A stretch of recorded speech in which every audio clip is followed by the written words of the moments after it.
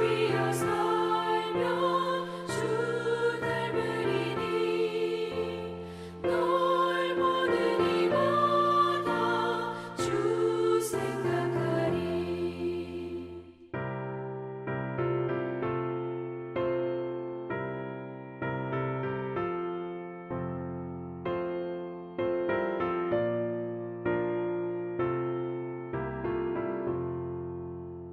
너 성결케 위해 주 따라가고 일 다급하여도 다 멈지 말고 잠재가 올 때나 또 슬플 때나 너 주님만 믿고 늘 따라가라.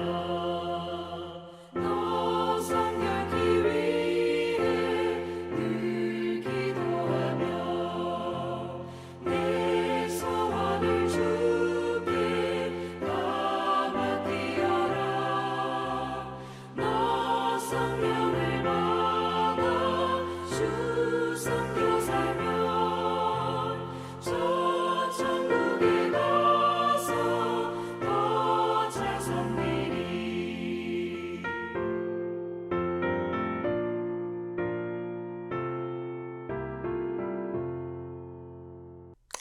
새날이 밝았습니다. 오늘도 우리를 가장 좋은 길로 인도하실 선하신 주님을 기대합니다. 선하신 주님을 본받아 어디에 가서 누구를 만나든지 그리스도의 아름다운 향기를 전하시는 우리 채비교회 성도분들 되시기를 축복합니다. 그저 교회에 출석하는 사람이 아니라 예수 믿는 사람, 예수 닮은 사람으로 인정받게 되는 큰 복을 누리게 되기를 소망합니다. 이제 6월 11일 수요일 함께 나눌 말씀을 보도록 하겠습니다. 역대상 13장 1절에서 14절까지의 말씀입니다. 각자 계신 곳에서 함께 읽도록 하겠습니다. 다윗이 천부장과 백부장 곧 모든 지휘관과 더불어 의논하고 다윗이 이스라엘의 온 회중에게 이르되 만일 너희가 좋게 여기고 또 우리의 하나님 여호와께로 말미암았으면 우리가 이스라엘 온 땅에 남아있는 우리 형제와 또 초원이 딸린 성읍에 사는 제사장과 레위 사람에게 전령을 보내 그들을 우리에게로 모이게 하고 우리가 우리 하나님의 궤를 우리에게로 옮겨오자. 사울 때에는 우리가 궤 앞에서 묻지 아니하였느니라 하매 뭇 백성의 눈이 이 일을 좋게 여김으로 온 회중이 그대로 행하겠다 한지라. 이에 다윗이 애굽의 시올 시내에서부터 하맛 어기까지 온 이스라엘을 불러 모으고 기랏 여아림에서부터 하나님의 궤를 메어 오고자 할세 다윗이 온 이스라엘을 거느리고 바알라 곧 유다에 속한 기랏 여아림에 올라가서 여호와 하나님의 궤를 메어 오려 하니 이는 여호와께서 두 그룹 사이에 계심으로 그러한 이름으로 일컬음을 받았더라. 하나님의 궤를 새 수레에 싣고 아비나답의 집에서 나오는데 우사와 아이오는 수레를 몰며 다윗과 이스라엘 온 무리는 하나님 앞에서 힘을 다하여 뛰놀며 노래하며 수금과 비파와 소고와 재금과 나팔로 연주하니라. 기돈의 타작마당에 이르러서는 소들이 뛰므로 우사가 손을 펴서 궤를 붙들었더니 우사가 손을 펴서 궤를 붙듦으로 말미암아 여호와께서 진노하사 치심해 그가 거기 하나님 앞에서 죽으니라. 여호와께서 우사의 몸을 찢으셨으므로 다윗이 노하여 그곳을 베레스 우사라 부르니 그 이름이 오늘까지 이르니라. 그날에 다윗이 하나님을 두려워하여 이르되 내가 어떻게 하나님의 궤를 내 곳으로 오게 하리요 하고 다윗이 궤를 옮겨 자기가 있는 다윗성으로 메어 드리지 못하고 그 대신 가드 사람 오베데돔의 집으로 메어 가니라. 하나님의 궤가 오베데돔의 집에서 그의 가족과 함께 석 달을 있으니라. 여호와께서 오베데돔의 집과 그의 모든 소유에 복을 내리셨더라. 아멘. 오늘 본문은 역대상 13장입니다. 어제까지의 내용을 보면 드디어 다윗이 내전을 끝내고 온 이스라엘의 왕으로 등극하면서 이스라엘에 있는 수많은 용사들이 다윗을 섬기고자 그 주변으로 몰려들었었죠. 그렇게 많은 용사와 군대들이 모여서 다윗에게 충성을 바치며 앞으로 시작될 다윗의 통치에 대한 기대감을 고조시켰습니다. 오늘 본문은 다윗이 그렇게 왕위에 오른 이후 이스라엘 전체를 하나로 모으는 일을 하려는 것으로 시작이 되고 있습니다. 특별히 그 중심에는 하나님의 궤, 곧 하나님의 임재를 상징하는 언약궤가 있습니다. 다윗이 왕이 된 직후 자신을 향한 백성들의 기대가 한껏 높을 때에 가장 먼저 생각한 것이 언약궤를 예루살렘으로 가져오는 거였어요. 확실히 이전 왕이었던 사울과는 분명하게 다른 모습입니다. 하나님께서 이런 다윗의 행보를 크게 기뻐하시며 축복하셨을 것 같지 않습니까? 그래서 하나부터 열까지 작은 것 하나 막힘없이 언약궤가 순조롭게 예루살렘에 도착할 수 있도록 길을 활짝 열어주셨을 것만 같은데 결과적으로만 보면 이 첫 번째 시도는 크게 실패하고 맙니다. 본문에서 읽었듯이 웃사라는 사람이 하나님의 궤를 손으로 만지게 되었고 그 결과 그 자리에서 곧바로 죽게 되면서 언약궤가 예루살렘에 도착하는 일은 잠시 중단이 되고 맙니다. 여러분, 이 사건은요, 단순한 실수나 우연한 사고로 볼 수가 없습니다. 왜냐하면 10절을 보시면 이 실패에는 여호와의 진노가 서려 있다라고 말씀을 해주고 있기 때문입니다. 이 말은 곧 언약궤 수송 작전의 실패가 하나님과 무관한 실패이지 않고 하나님의 적극적인 개입으로 인한 실패라는 걸 의미하는 거예요. 그렇다면 여기에는 하나님의 분명한 메시지가 담겨 있다는 것이겠죠. 그 메시지가 무엇일까요? 결론을 먼저 이야기하면 하나님은요, 어떤 일에 있어서 단지 그분의 이름이 걸려 있다고 해서 쓰여지고 있다고 해서 모든 일들을 다 괜찮게 받으시는 분이 아니라는 겁니다. 어떻게 해도 상관이 없다라는 게 아니에요. 하나님은 자신의 뜻에 따라 자신이 가르쳐 주신 방법과 방식에 따라 우리가 순종함으로써 섬김받기를 원하시는 분이십니다. 오늘 본문을 통해 우리가 이것을 살펴보게 되겠습니다. 먼저는 웃사가 죽게 된 이유부터 우리가 찾아볼 텐데요. 우리 3절의 말씀을 한번 같이 읽어보도록 하겠습니다. 우리가 우리 하나님의 궤를 우리에게로 옮겨오자 사울 때에는 우리가 궤 앞에서 묻지 아니하였느니라 하매. 아멘. 3절 말씀을 보면 언약궤를 옮겨오려는 다윗의 분명한 의도가 나타나 있습니다. 사무엘상 4장을 보면 언약궤를 블레셋에게 빼앗기는 장면이 나오는데요. 거기를 보면 이스라엘 백성들이요, 언약궤를 승리를 위한 무기나 부적처럼 사용을 합니다.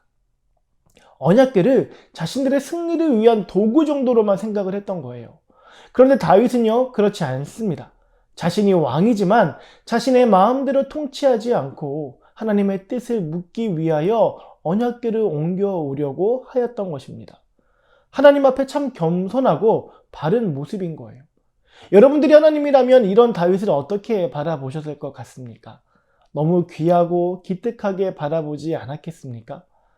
우리가 하나님 앞에 무언가를 바라고 소망하는 마음이 어떠해야 하는지 여기서 또 한번 배우게 되는 것 같아요.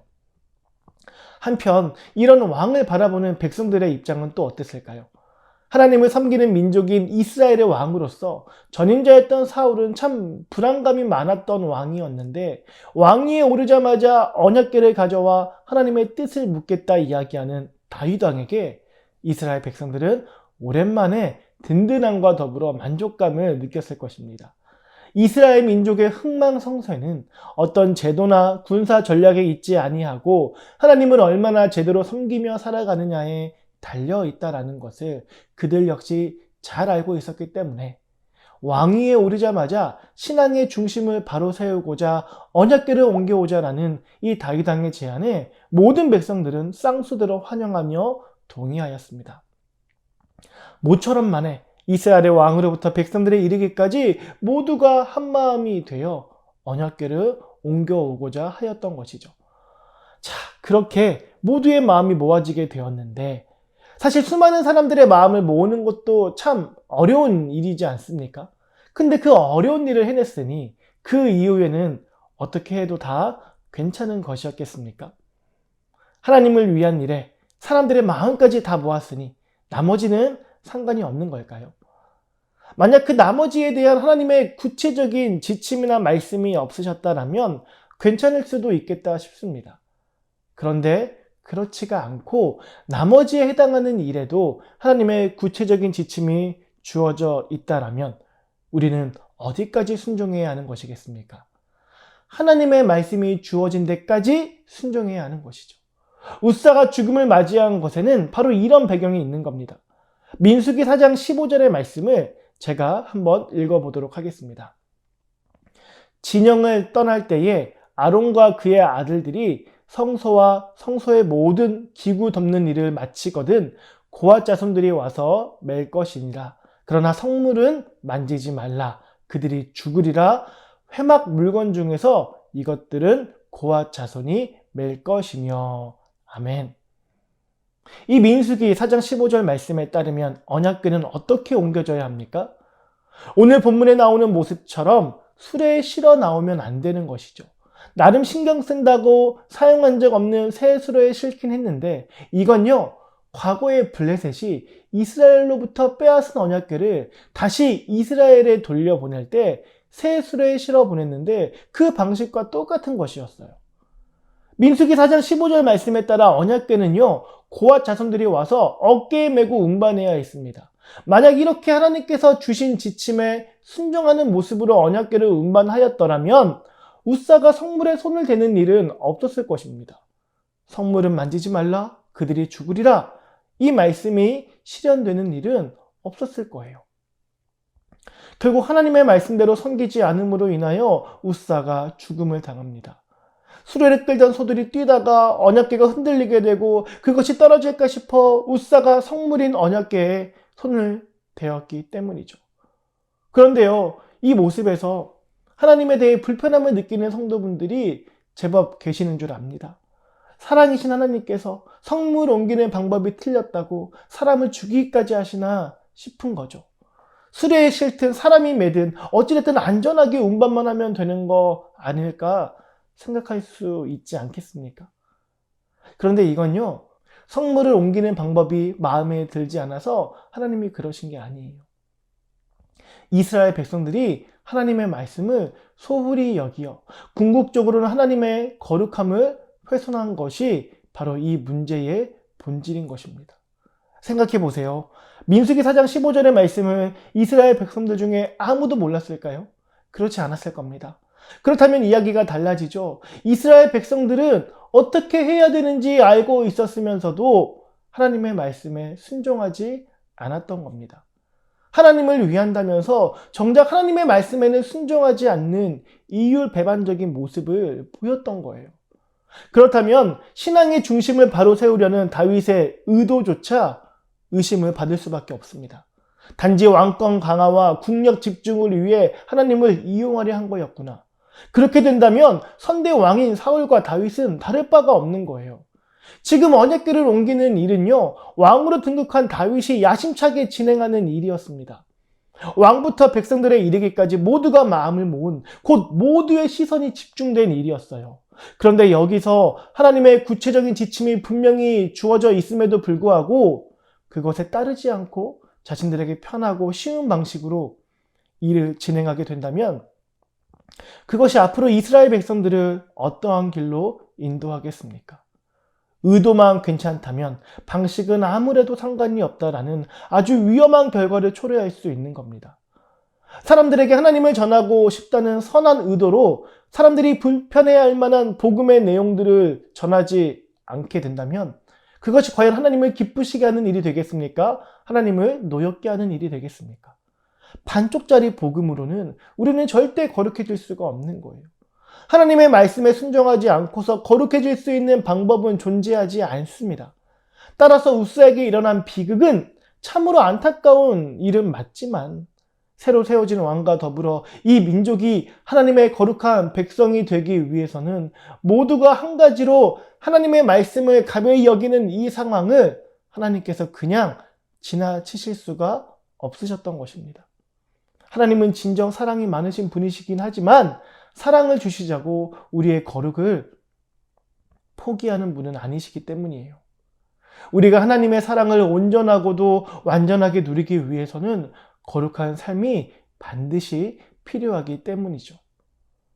사랑하는 성도 여러분, 하나님은 기꺼이 우리를 위해 무릎을 굽혀 키를 낮춰주시는 분이십니다.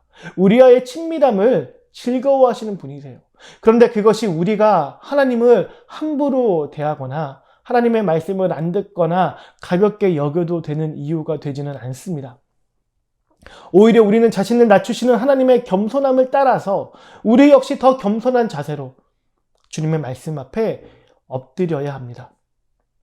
그렇게 겸손한 모습으로 주의 말씀 앞에 서는 자들에게 우리 주님은 영광의 시대를 허락하실 것입니다.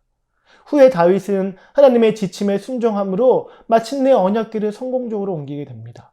그 이후 하나님은 다윗과 함께 하여 주시며 그의 나라를 견고하게 해주심으로 그의 믿음과 순종을 축복하여 주십니다. 이것이 오늘 우리에게도 큰 교훈과 도전이 되기를 원합니다. 순종 없는 열정만으로 우리는 하나님을 기쁘시게 할 수 없습니다. 선한 의도와 충성스러운 마음만큼 그의 말씀대로 행하는 삶이 우리에게 반드시 필요합니다. 그 삶에 함께 하시는 하나님께서 우리에게 행하실 일들을 기대하며 살아가는 우리 모든 지체분들 되시기를 축복합니다. 오늘 말씀을 다시 떠올리며 이렇게 기도하는 하루가 되었으면 합니다. 나의 열심보다 하나님의 말씀을 더 중요하게 여기는 삶으로 인도하여 주시옵소서. 하나님의 친밀함을 하나님을 가볍게 여기는 것으로 드러내지 않고 겸손함으로 표현하는 우리 모든 지체들 되게 하여 주시옵소서. 그리하여 하나님의 방식을 이 세상에 증거함으로 세상 모든 사람들이 하나님 나라를 갈망하게 되는 귀한 일에 우리를 사용하여 주시옵소서. 우리의 기도가 주님께 기쁨이 되고 이 세상에 유익이 될 줄을 믿습니다. 우리 내일도 묵상의 자리에서 함께 만나도록 하겠습니다. 감사합니다.